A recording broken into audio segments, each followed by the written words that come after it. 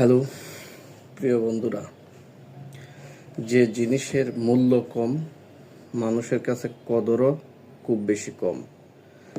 যেমন কিছুদিন আগেও ফুলকপি 120 টাকা দিয়ে কিনতে হয়েছে।